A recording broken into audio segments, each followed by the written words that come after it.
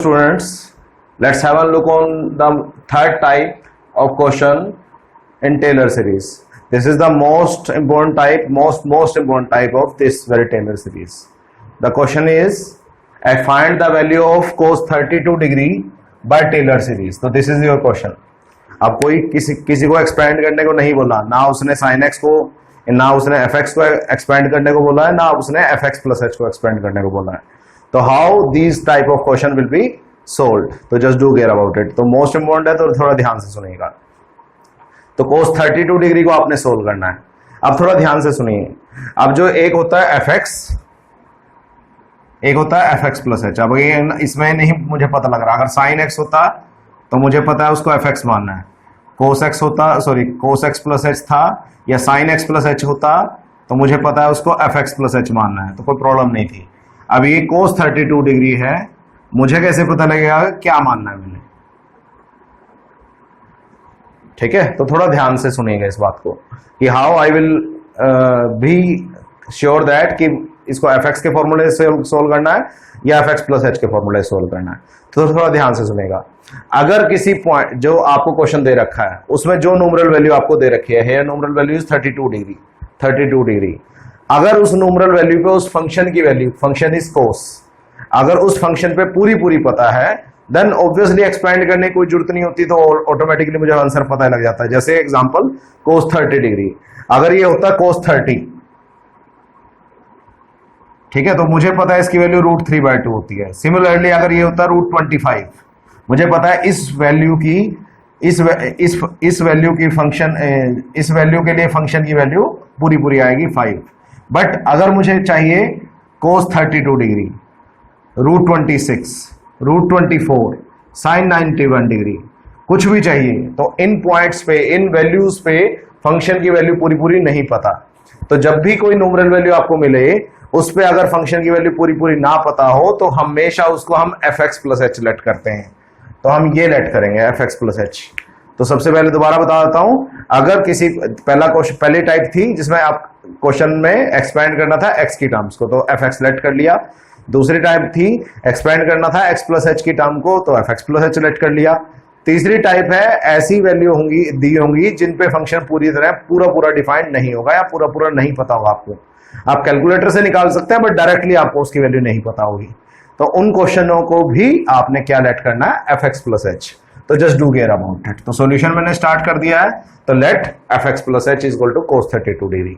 √26 आता उसको भी fx प्लस h मानता, √24 आता तब भी fx प्लस h मानता, और sin 91 डिग्री आता तब भी उसको मैं fx प्लस h ही मानता.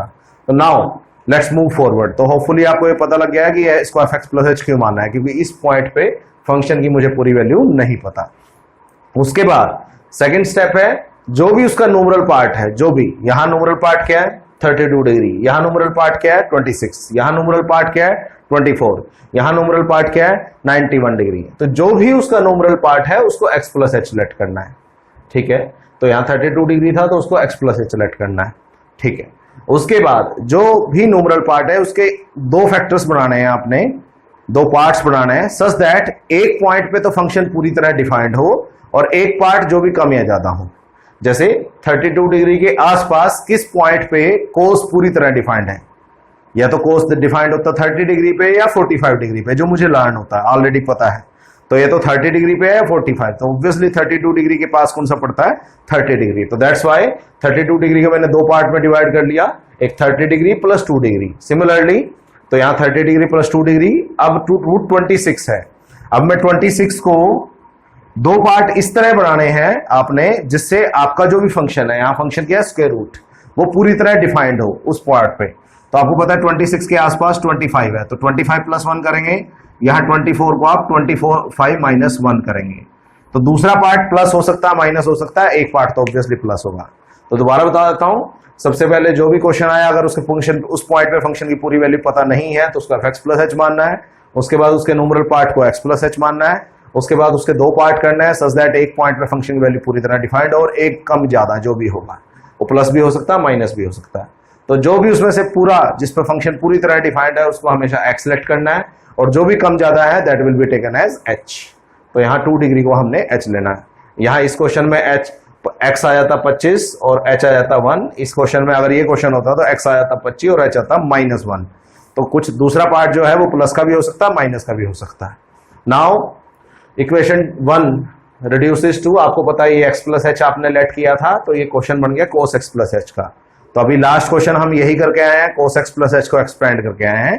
तो I have just taken the answer as it is from the last question, तो just do care about it. तो आप लास्ट क्वेश्चन वो आपको दोबारा सुन सकते हैं अगर आपको नहीं समझ में आया, और उसको सोल्व आउट करके यहाँ आंसर उसका एज इट इज कर सकते हैं। तो आपको पूरा प्रोसीजर करना है, बस I am just taking the input and output out there so that मुझे बाकी क्वेश्चन पे टाइम बचे। ठीक है, तो F X plus H cos X plus H इसको अभी हमने एक्सपेंड किया था लास्ट क्वेश्चन में, लास्ट लेक्चर में। तो अगेन बट आपको बताया एफ एक्स प्लस एच, तो उसका फॉर्मूला लगाया मैंने, उसके बाद सोल्व वगैरह किया था लास्ट टाइम। तो उसका जो आंसर आया था तो that was cos X plus H is equal to cos X minus H sine X minus H square by 2 cos X plus H cube by 6 sine X plus H raise पर 4 upon 24 cos x. तो ये last question का answer आया था। तो हम just taking the output as it is. अब इसके बाद फर्दर क्या करना है, हुआ कुछ नहीं है, जस्ट थोड़ा सा पार्ट इससे पहले चेंज हो गया और थोड़ा सा पार्ट इसके बाद बढ़ जाएगा। तो लेट्स सी क्या करना है। अब इसके बाद कुछ नहीं करना, जो भी इक्वेशन 4 आई है, जो भी आपका आंसर आया है, इसको एक्सपेंड करने के बाद एज पर टेलर सीरीज, तो उसमें आपने x और h की वैल्यू पुट करनी है। अब एक इंपॉर्टेंट बात इससे पहले, पुट करने से पहले, जो बच्चे एंगल होता है, angle can be written in 2 ways, one can be in degrees and one can be in radian. तो what's the difference out there. तो 90 डिग्री को आपको पता है आप पाई बाय 2 भी बोलते हैं, तो आप 90 डिग्री भी लिख सकते हैं, उसको पाई बाय 2 भी लिख सकते हैं, वन एंड सेम थिंग। तो ये there are 2 ways to represent any angle, one is degrees one in radian. अगर कोई भी एंगल एज ए एंगल ही यूज हो, मतलब जैसे यहां x है, अगर आप ध्यान से देखेंगे x जो है वो एज ए एंगल ही यूज हो रहा है आपकी इक्वेशन 4 में। तो cos x sin x cos x sin x cos x, तो x एज ए एंगल ही यूज हो रहा है, तो आप उसको डिग्री में भी चला सकते हैं, रेडियन में भी चला सकते हैं। तो already x is in the terms of degree, तो that is fine with it. But जो h है, h square h cube h की पावर 4, वो यहां एंगल नहीं है, वहां एंगल नहीं है। तो जो भी नॉन एंगल है, अगर वो नॉन एंगल है तो उसको हम रेडियन में ही चला सकते हैं, डिग्री में नहीं चला सकते। Only one option is there, radians. तो अल्टीमेटली बट मेरे पास तो h जो है वो डिग्री में है, तो डिग्री को चेंज कैसे करेंगे। तो जब भी आपको डिग्री को चेंज करना हो रेडियन में, तो डिग्री को हमेशा पाई बाय 180 से मल्टीप्लाई करते हैं and we will find the radian part. तो just do care about it. हम x को एज इट इज रख सकते हैं क्योंकि x एज ए एंगल ही यूज हो रहा है। h जो है x सब जगह लेफ्ट और राइट दोनों जगह एंगल में यूज हो रहा है। h लेफ्ट में डिग्री यानी एंगल में यूज हो रहा है, बट राइट में एंगल में यूज नहीं हो रहा। तो h को आप लेफ्ट में डिग्री में रख सकते हैं, बट राइट में आप h को डिग्री में नहीं रख सकते, आपको रेडियन में ही बदलना पड़ेगा। तो that's why I am just changing the h into radian now. Hopefully ये बात पता लगी होगी। तो जो एंगल है that is x in the left and the right, वो एंगल ही है, तो आप उसको डिग्री में भी चला सकते हैं, रेडियन में भी, तो डिग्री इज फाइन। बट जो h है लेफ्ट में डिग्री है, तो आप इसको 2 डिग्री पुट कर सकते हैं लेफ्ट में, बट राइट में वो एंगल नहीं है, तो आप इसको एज ए डिग्री नहीं लेके चल सकते, इन डिग्रीज नहीं लेके चल सकते, आपको इसको रेडियन में ही बदलना पड़ेगा। तो now x is equal to 30 degree और h is equal to 2 degree. तो इसको मैं पाई बाय 180 से मल्टीप्लाई कर रहा हूं, it will come out to be pi by 90। तो h की वैल्यू होगी पाई बाय 90। इसको आप सोल्व कर सकते हैं, नहीं तो बाद में भी सोल्व कर सकते हैं। तो 2 वैल्यूज मेरे पास पता लगी मेरे को, एक x की एक h की। तो h रेडियन में क्यों बदला वो आपको होपफुली समझ में आ जाना चाहिए। तो put the values of x and h in equation 4 we get, तो लेफ्ट में x और h दोनों एंगल में है तो मैं दोनों को डिग्री में पुट कर रहा हूं। यहां cos x है तो cos 30 डिग्री, माइनस h है, h तो यहां एंगल में नहीं है तो इसलिए पाई बाय 90, साइन डिग्री में है तो 30 डिग्री, माइनस पाई बाय 90 का स्क्वायर, 1/2 भी है साथ में, just a minute, minus 1/2 pi by 90 का square, okay, cos 30 degree plus 1/6 pi by 90 का क्यूब को sine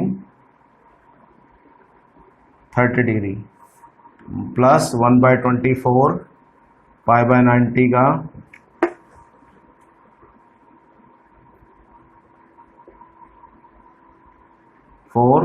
cos 30 degree and so on.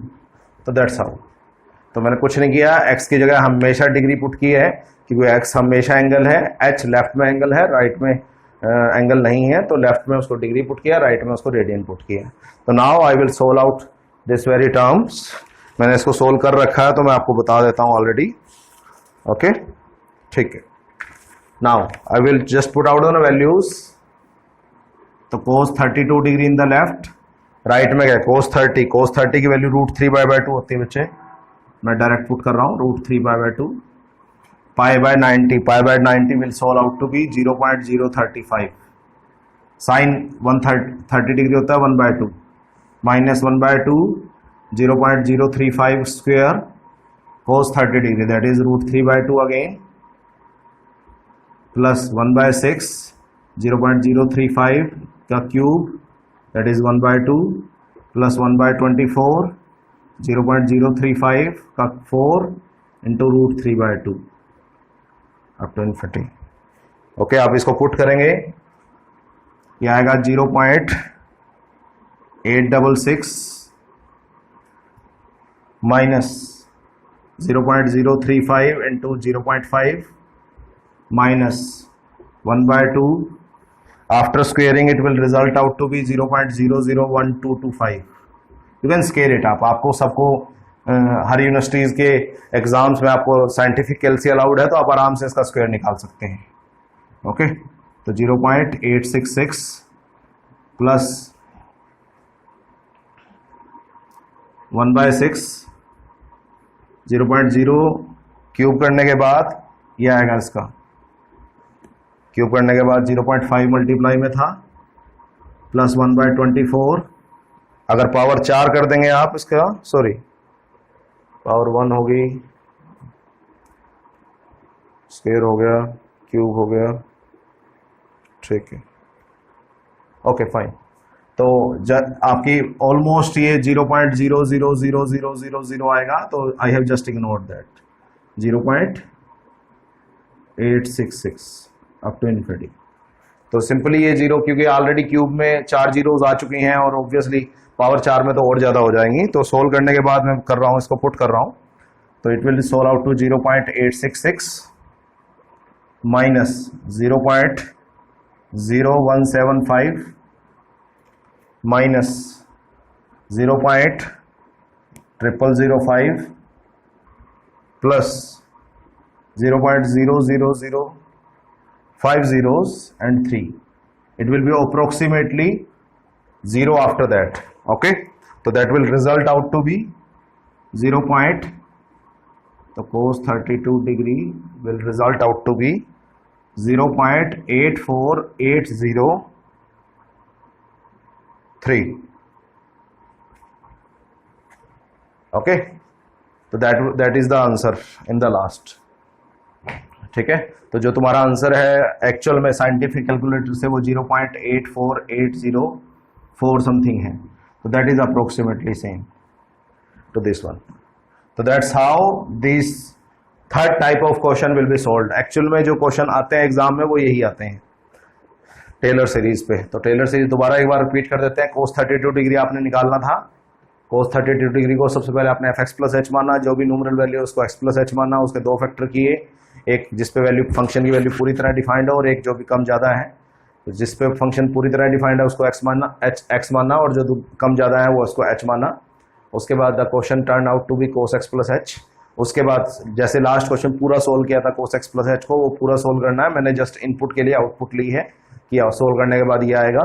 उसके बाद x और h की वैल्यू जो भी आपकी निकली थी वो पुट करनी है।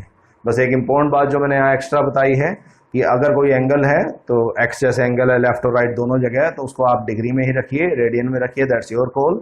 बट जो h है लेफ्ट में एंगल है तो आप डिग्री में रख सकते हैं, 2 डिग्री लेफ्ट में पुट कर सकते हैं। बट राइट में वो एंगल में नहीं है, h square h cube h की पावर 4, तो उसको रेडियन में ही बदलना पड़ेगा। तो 2 डिग्री को रेडियन में कैसे बदलते हैं? पाई बाय 180 से मल्टीप्लाई करके।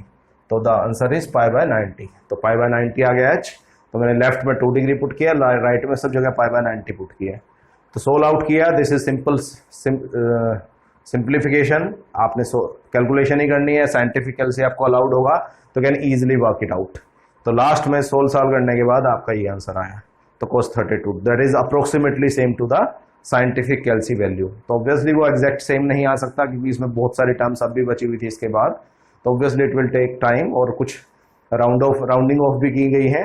तो I have just make sure कि आप 4 डिजिट तक तो आपका आंसर मैच करे। ठीक है, तो 4 डेसिमल प्लेसेस तक मैंने राउंडिंग ऑफ की थी, उसके बाद की टर्म्स नहीं ली। तो 4 डेसिमल प्लेस से कम राउंडिंग ऑफ मत कीजिएगा, so that answer will be quite different from the book. So just do care about it. So that was the last type in Taylor series. You can work out some question as well.